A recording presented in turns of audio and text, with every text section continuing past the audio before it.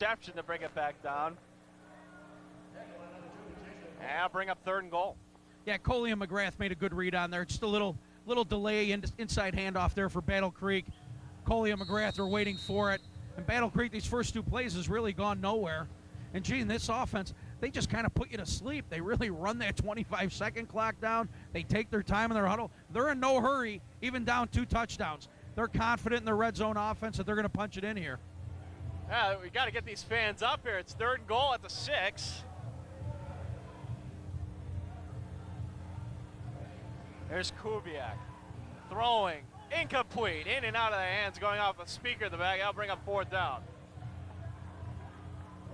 I think it was Darius Smith that got a hand on that pass across the middle. And let's see if the crunch. I think we've got a field goal attempt coming up, Gene. Indeed, it will be an attempt as Brad Salent is coming out here. Missed an extra point earlier. That's how Battle Creek has the 6 points. But, Gene, he does have the only successful field goal in the Great Lakes Indoor Football League so far this season. Coach Kubiak showing a lot of confidence in him here. Now, finally, they get the 7th man on the field. They're a little confusion, so here comes a field goal attempt. Snap is not down, and picking up is Salent. He's going to try to run in the end zone. He gets decked. Gets decked. A special teams miscue there for Battle Creek, and Rochester recovers. And I'll tell you what, on 1st and goal, the Raiders held strong. Gene, the Raiders dodged a bullet there. You have the league's #1 red zone offense with a 1st and goal at the 5-yard line, but the Raiders held. And I'll tell you, Brad Salent there, he looked like a kicker running with the football there. He wanted no part of being hit when he got around the corner. The snap was good, but just not able to get it down was the holder. And it'll be the Raiders here, starting off from their own 8-yard line.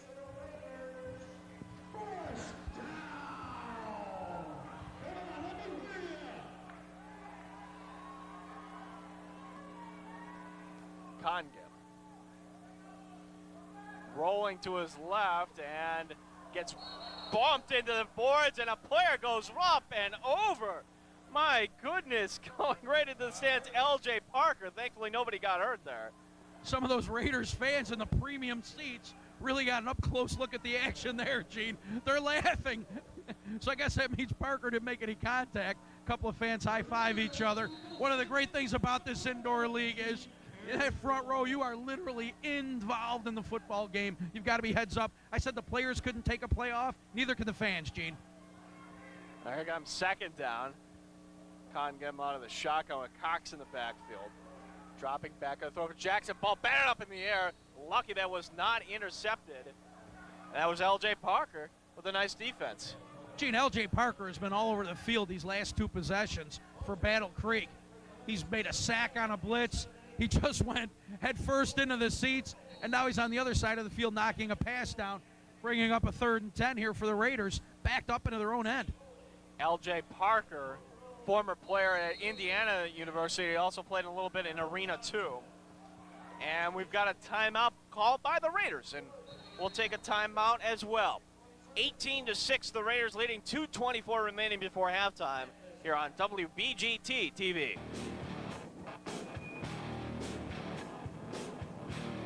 April is smoking at Dewey Avenue Smoke Shop.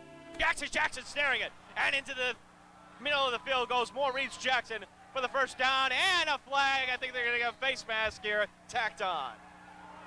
Gene, great catch and run by Maurice Jackson. It looked to me like the tackle was made around the shoulder pad. I'm waiting to see a replay, but yes, we've got a 5-yard face mask that's going to be tacked on.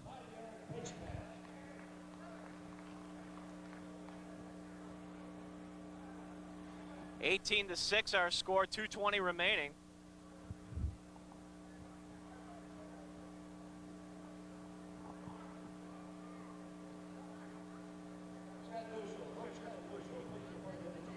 Just get an idea how quick Maurice Jackson, though, is when he gets into the middle of the field.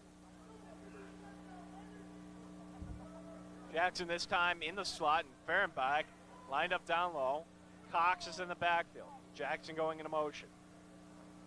Pitch goes to Cox, right side. Stutter step. Now bring it up, and we'll call it a gain of 2. They'll bring up 2nd and 8.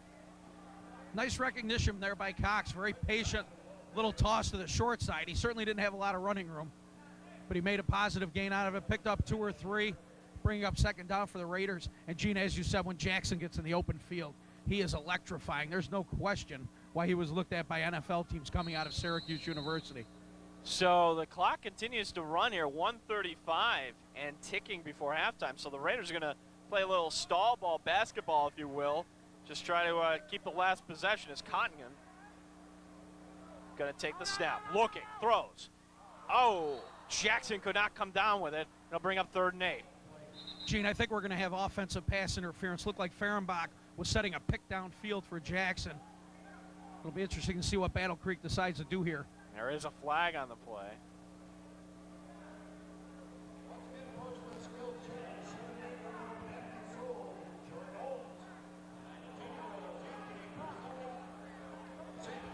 All right, lost it down, so they're going to say 4th down. And Mike, you're good, man. I did not see that. Gene, I could see Fehrenbach. He ran like a little slant, and Jackson ran an out behind him, and he ran a clear pick into the defensive back for Battle Creek. And not only is this penalty going to cost the Raiders 10 yards, but it's a loss of down as well, so it really puts them in a hole, bringing up 3rd and what looks to be over 20 yards here. My good friend Roosevelt Bowie says, well, if he didn't mean to do it, does that matter? I guess it does, so. 3rd down, we're going to call it, from the Raiders' own 19. Cottingham stepping up in the pocket. Under pressure now, he's brought down. And that'll bring up 4th down here. And the clock will stop. Battle Creek is going to use their last time out here, Gene, to try to save some clock. And the momentum of this game has really changed in the second quarter. And the Battle Creek defense, especially that pass rush, is what's changing the whole rhythm of this game. Cottingham is simply not getting time back there, and it's really throwing the Raiders out of rhythm on offense. We'll take a short time out here on WBGT TV.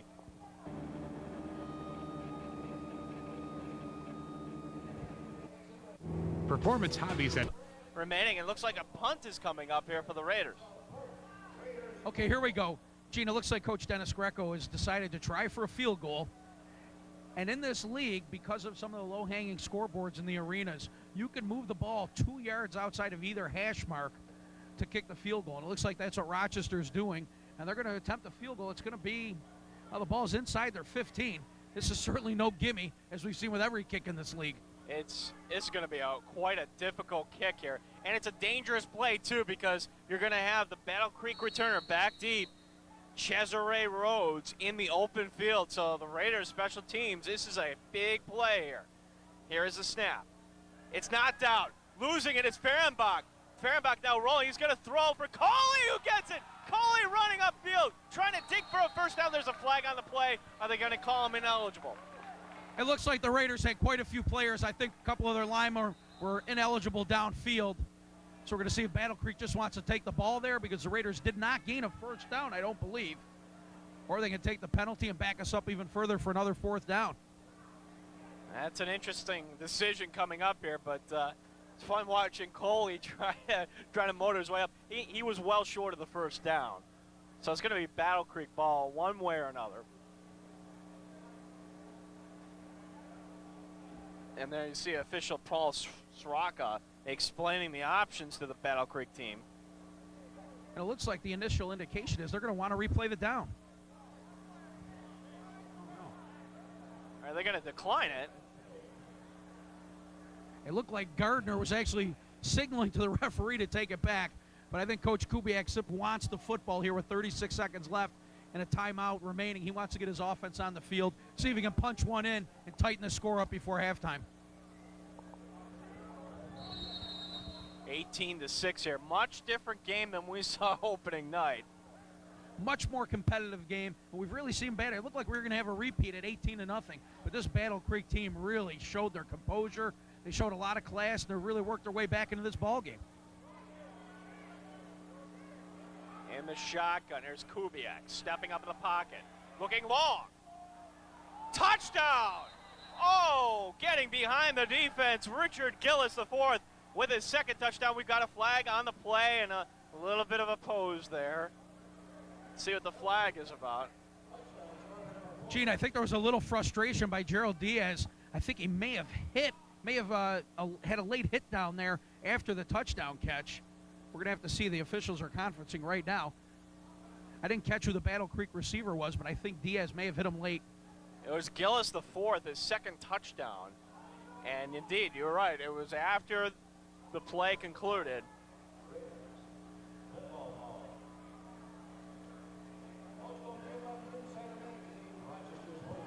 So 0 for 2 tonight kicking are the Battle Creek Crunch. As Brad Sellen, let's see if they bring out Sellen or if they go for 2. Gene Sellen is on the bench, so it looks like they're going to go for 2 as their offense huddles with head coach Kubiak. And the officials move the ball half the distance to the goal on that late personal foul. So Battle Creek will actually have the ball inside of Rochester's 2-yard line as they go for 2 here.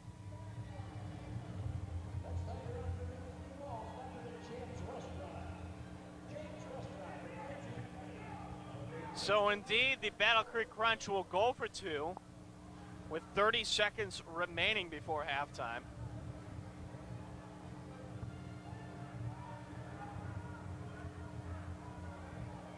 Two players going in motion at the same time. They're going to have to call timeout over them. Veteran quarterback Tim Kubiak there, Gene. When he saw both of his receivers go in motion at the same time, he knew nothing good was going to happen there. He calmly turned around, got himself a timeout, and they're going to re-huddle and see what they can come up with here. We'll take a short break on WBGT TV.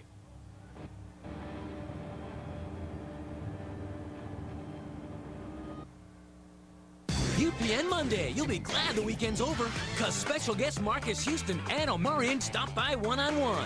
Followed by Every Man's Worst Nightmare, the annual checkup. I really would rather have the lollipop. On All of Us. Then, for this girlfriend, breaking up is hard to... Attempt here by the Battle Creek Crunch. As Kubiak gonna fake the pitch, now throwing wide open on the misdirection. Tackle eligible play there.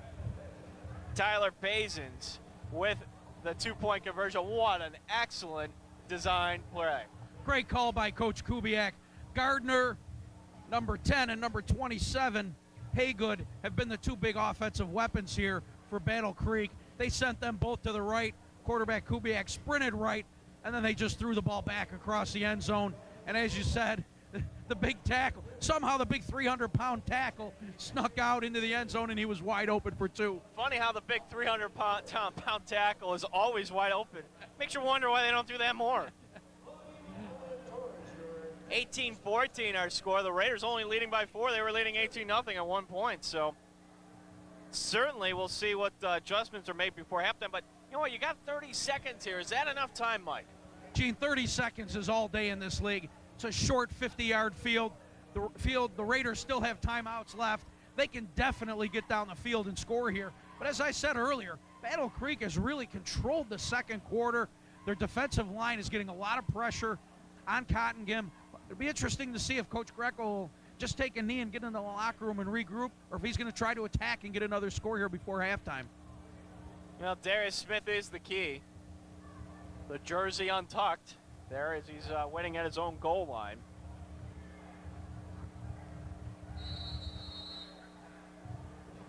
Salen to kick.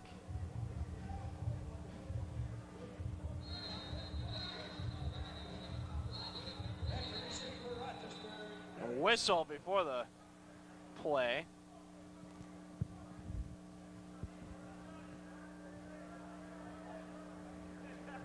Any guesses here what we're talking about? The officials. Coach K for the Raiders is on the field right now. Clearly he's bothered by something, but we're lined up for a kickoff. And I have absolutely no idea. Gina, I've had some success guessing calls tonight, but on this one, I'm absolutely clueless. But Coach K seems pretty hot over there. He's clearly unhappy about something.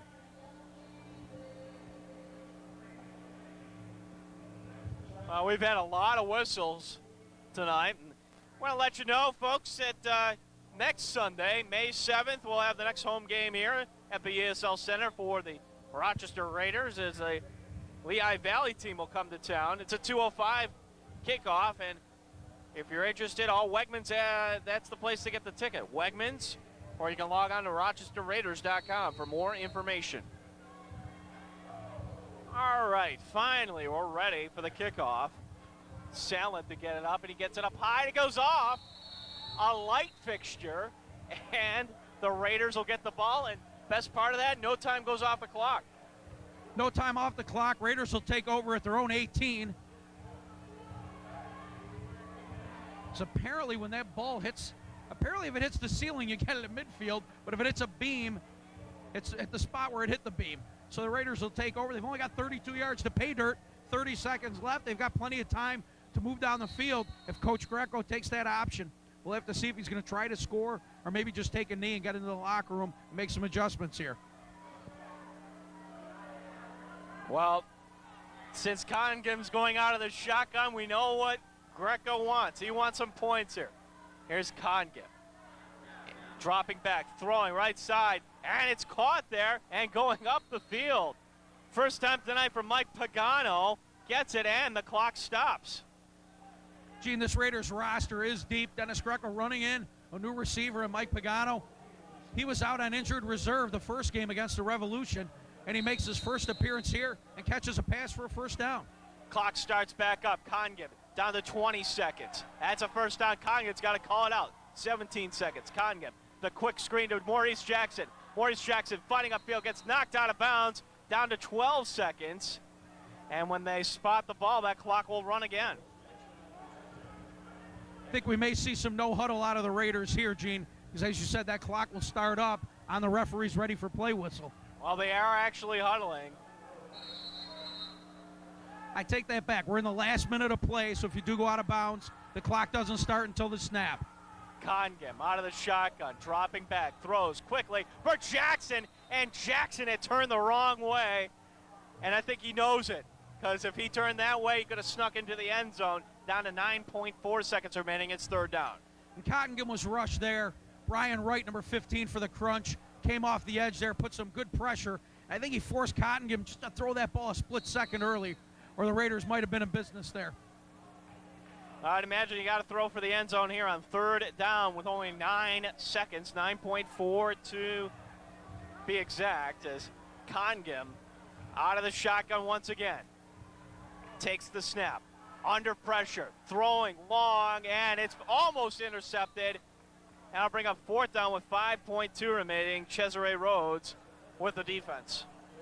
And again, Wright coming off the edge, putting a lot of pressure on Cottingham, and Coach Dennis Greco for the Raiders will take his last time out here, Gene, as they try to set up a fourth down play. Fourth down coming up next, and we'll take a short break. This is WBGT TV.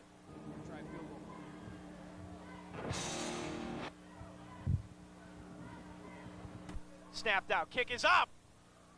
Oh, and he just missed it wide left. Gene, it looked like a great kick when it came off of Glazer's foot. He just took it slightly outside those those narrow 10-foot goalposts that we use here in the Great Lakes Indoor Football League. Oh, it had the nice rotation on it and just barely missed. So Raiders still looking for their first field goal on the year. Another missed field goal for Rochester. So 2.3 left. Let's see if Battle Creek will kneel it down. All right, ladies and gentlemen, the merchandise booth will be open at halftime. So if you'd like to purchase, Well, they've got 9 players on the field. Everybody's on the field here. head out to the merchandise booth. This is like a Chinese fire drill. Everybody running on, off, on, off. They're going to try a field goal. They are going to try a field goal here to fool everybody. And the officials are blowing the whistle to stop this. What, did they run out of time, perhaps, on the 25-second clock? Gene, Coach Kubiak wants to take advantage of that rule where you can move the ball 2 yards outside the hash mark. He's going to try to take the scoreboard out of play for his kicker. I don't think his team realized where the ball was. Here's Brad Sallant to try this long field goal. From 43, it's blocked! Blocked as time expired. Players going to the end zone, touchdown Raiders! Touchdown Raiders, Gerald Diaz falls on it in the end zone. A critical mistake for Battle Creek. And look how dejected they are as you heard the buzzer there at the half. Why not just kneel it down? Gene, I'm no coach, but I've got to tell you something. If I was, I'd be leaving my kickers on the bench in this league. Nothing good happens once the kicker comes on the field in this league. Rochester, again, for the third time tonight, caved in that Battle Creek front. They blocked a field goal, and Diaz falls on it in the end zone, and he's now being carried off the field by teammates as it looks like he suffered an injury after he fell on the ball in the end zone. Gerald Diaz, and now he's walking off. Okay, so just momentarily shook up, but how about the hustle there? And to be honest, I didn't see who got through to block that.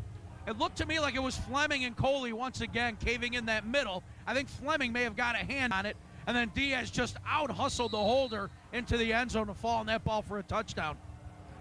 So with the Raiders leading by 10 here, they will go for the extra point. The clock is at 0. We're at the end of the second quarter, so this extra point will be the final play. Make that 2-point conversion attempt will be the final play as Congim. And Greco is calling everybody in. Dennis Greco, he's dressed in all black in the middle of your screen there. Remember, the coaches can coach from the field. He called timeout there to talk about this. Well, with no time on the clock, you can't take the timeouts with you. So Coach Greco's going to take this timeout and try to tack 2 more points on and turn this from a 10 into a 12-point lead here for his Rochester Raiders. Boy, what Battle Creek was down 18-0, cuts it to 18-14, and that's feeling good going to the half. What a big mistake there. Gene, that's a deflating play, as you said. Take a knee, even throw the ball down into the end zone. But please keep the kickers on the bench. Nothing but bad things happen when these kickers come on the field in this league. All right, so the Raiders going for 2 here on this final play of the second quarter. Congim dropping back, throwing the fade. Looking there, it's obvious pass interference. Noah Fehrenbach will do this over. Gene, if I had a flag, I would have thrown it. Noah Fehrenbach was practically assaulted down there in the corner of the end zone as Cottingham was again looking for him on the little fade in the right corner. So the ball will go half the distance, and the Raiders will now have a shot from inside the 2-yard line. So the Raiders huddling up here once again.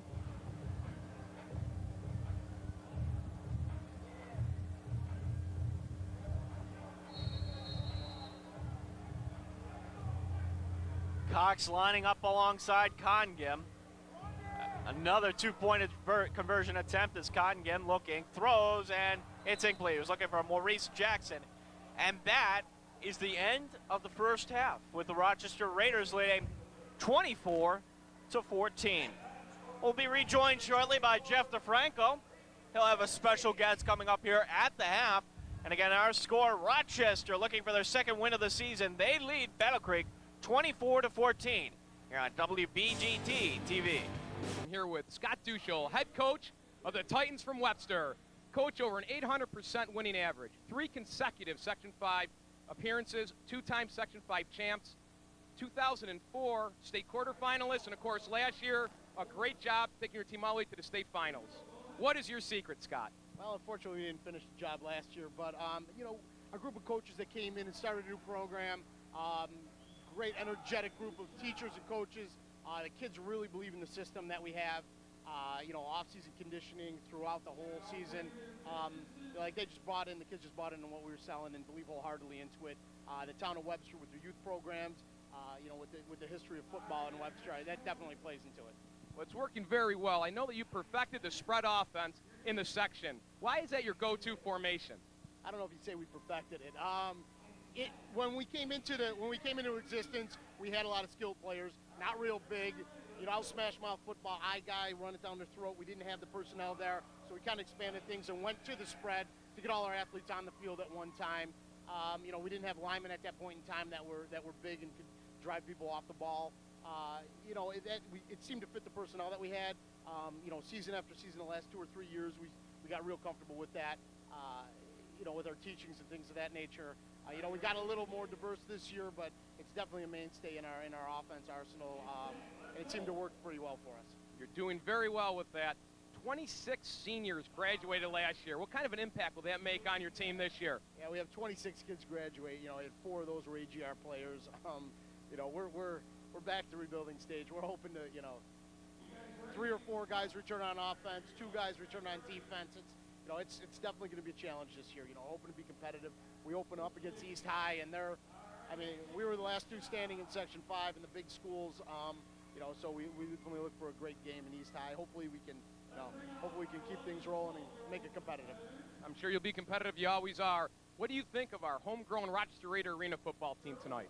It's great. I see a lot of familiar faces here, both in the stands and on the field. I had the opportunity to coach 2 or 3 of these gentlemen on here. It's great to see that gives them an avenue after high school, after college.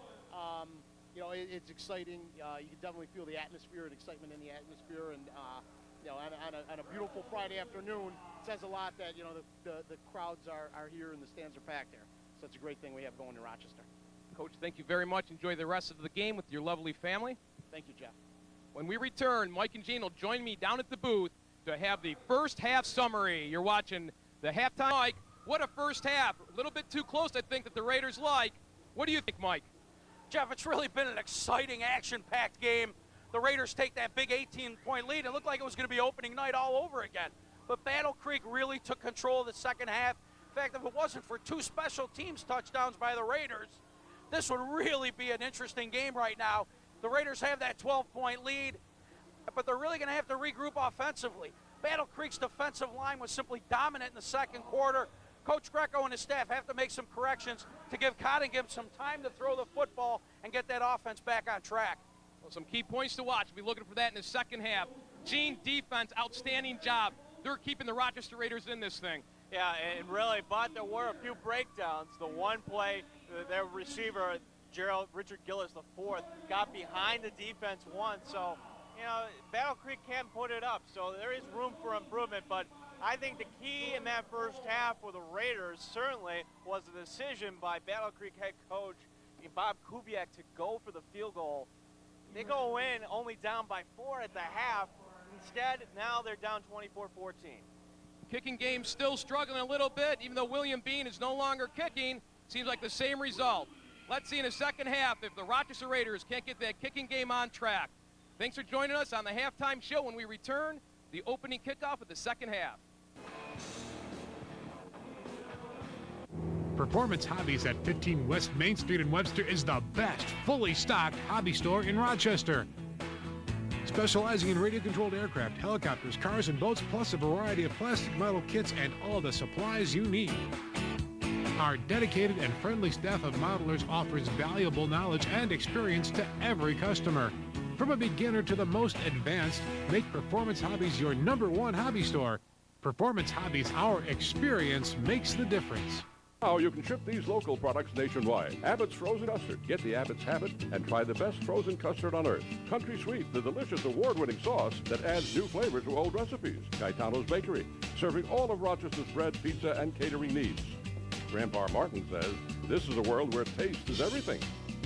Zweigel's, quality meat products since 1880. Order online at NewYorkStyleDeli.com or call 585-235-7860. Hi, I'm down on the field right now with special team coach Ron Karimski. Coach Karimski, how are we doing in the kicking game? It still seems like we're sputtering. What do you think? Well, the indoor game is definitely a lot different than the outdoor game. You've got the narrower posts.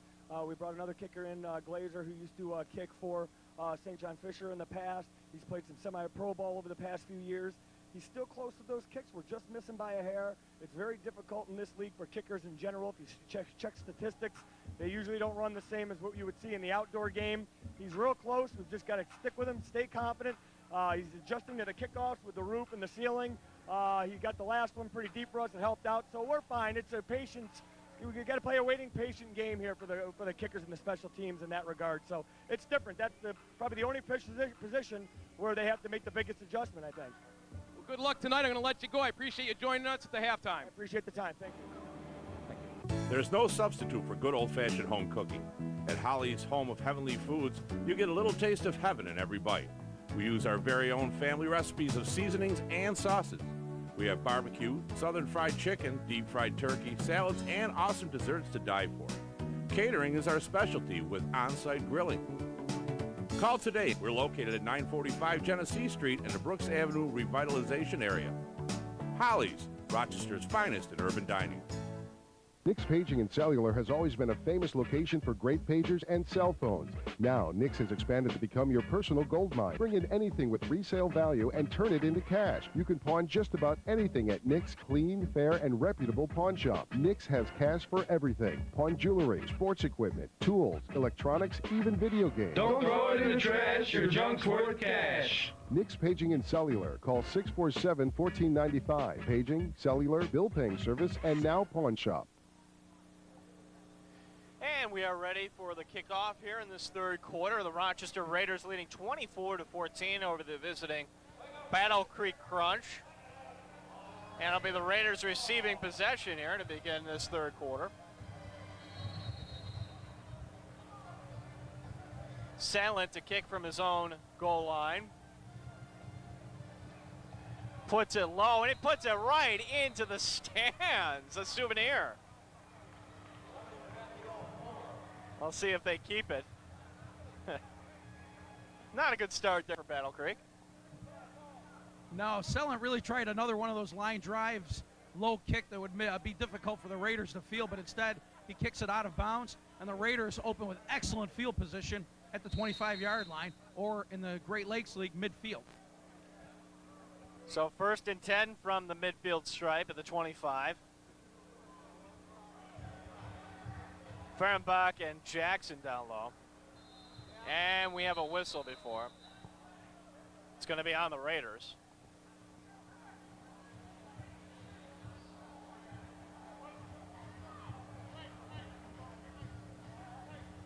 No, correction, offside Battle Creek.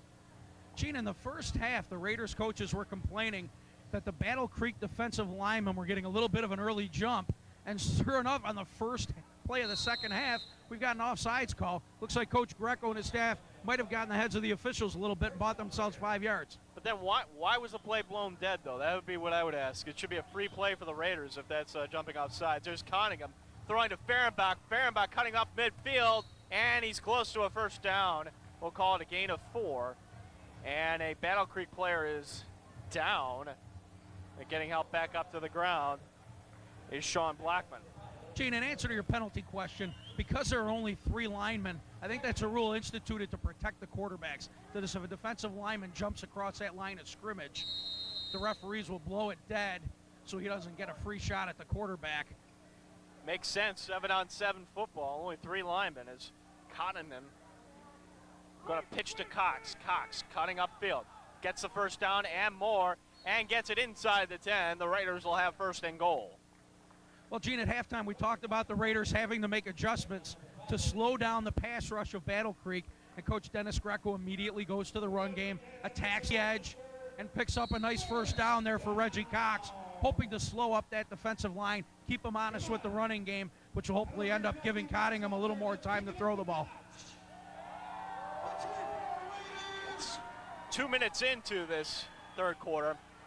If I do say so myself, this DJ's telling the crowd to whoop it up. You don't do that while you're on offense. It's Fehrenbach going to throw to the fade.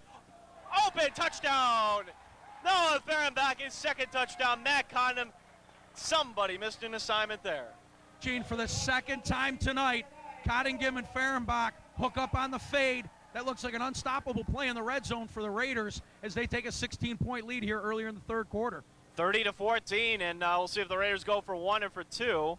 And they'll try 1 here. As Greg Glazer was missed in a extra point tonight. He's missed a field goal attempt as well. But in fairness, that field goal attempt was from beyond midfield. Spot high. Fehrenbach gets it down. Kick is up, and it's way off the mark. Glazer, not much you can do about that. His mechanics were all screwed up there. Gene, I'm going to stick with my earlier statement about bringing these kickers on the field. The kicking game just does not seem to work in this format. That time, really not the kicker's fault, more of a bad snap. Fehrenbach really did a good job to get it down, but the timing was way off, and another missed extra point for the Raiders. 30-14, the Raiders leading Battle Creek here on WBGT TV. April is smoking at Dewey Avenue Smoke Shop. Come see us all month long and save 10 to 40%. We have factory reps from Macanudo, Perdomo, and bringing the finest cigars at 25% off.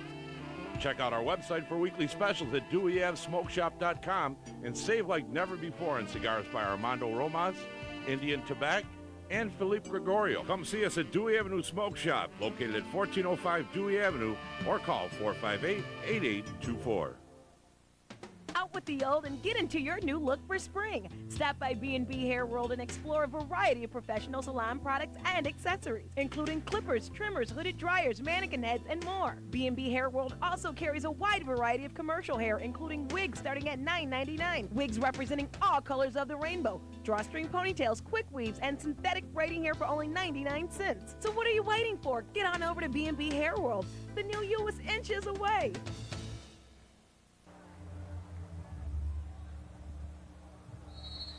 And the Raiders, that looked too easy there. Missed assignment. Noah Fehrenbach with his second touchdown of the night. Glazer puts it up high in the air and gets a nice kick right in the end zone. Rhodes is going to bring it up midfield. Rhodes breaks a tackle, crosses the 25, cuts back inside. Rhodes pushing his way down, and Glazer brings him down, and Glazer gets shoved at the end there by Will Warren, and the flag comes in. This will be on Battle Creek for the late hit.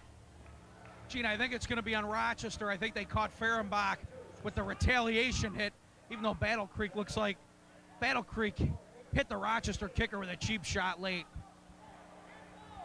They're going to call offsetting penalties on that. I would say that's the right call. Glazer got clocked late, and Fehrenbach came to the defense of his kicker, offsetting personal fouls. First and goal from the 9, though. Bottom line, it's a nice return there for Battle Creek, and you get some good field position here. Absolutely. And even though Glazer hasn't had any success kicking the ball so far tonight, he did save a touchdown with a nice tackle there on the return.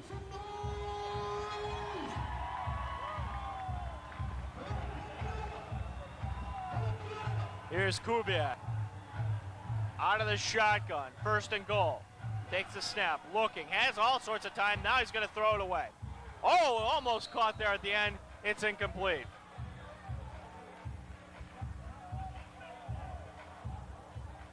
Raheem Miller complaining to the official, thought he was held. I don't know about Miller, but Steve Fleming was definitely held on the other end. But the Battle Creek linemen did what they had to. They gave Kubiak enough time. But great coverage by Rochester. He really still had nobody open downfield. Finally threw the ball away. Hey, Skip. Hello. How about them programs, Skip? How about that program? Super program. What a trip to the Monday game. Yeah. Second and goal.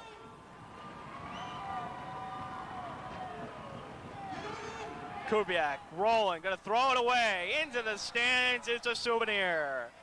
Third goal.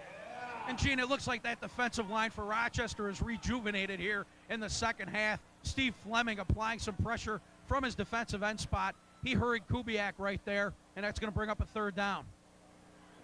Down to 10 minutes to go here in the third quarter with the Raiders leading 30-14.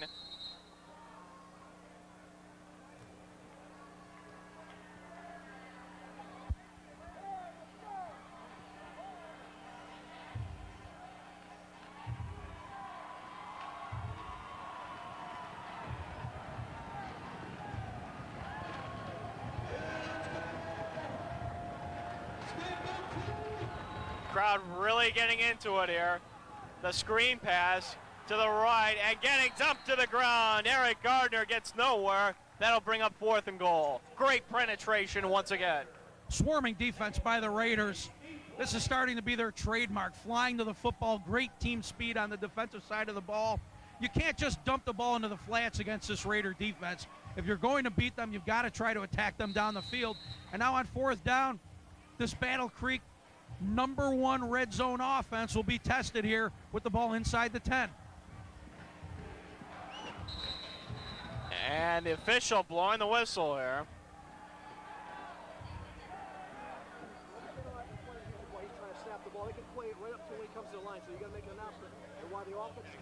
You want to talk to him? He's a PA. We're television. The official coming over.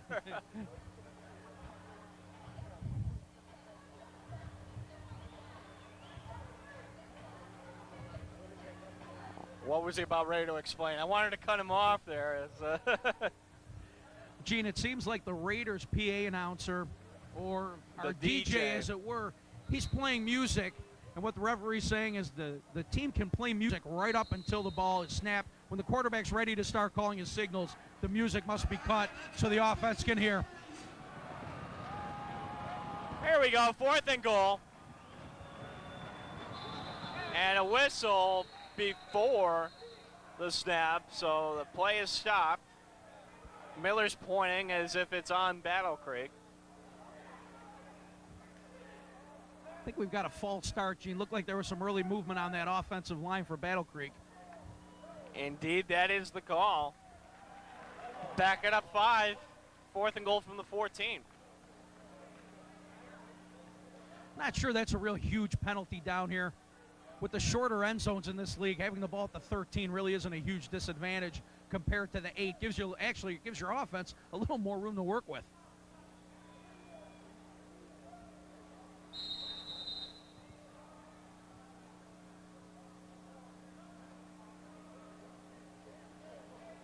So the clock continues to roll here. Battle Creek showing no sense of urgency. We talked about this earlier, Gene. They are a very deliberate, patient offense. They are going to stick to their game plan even though they're down 16.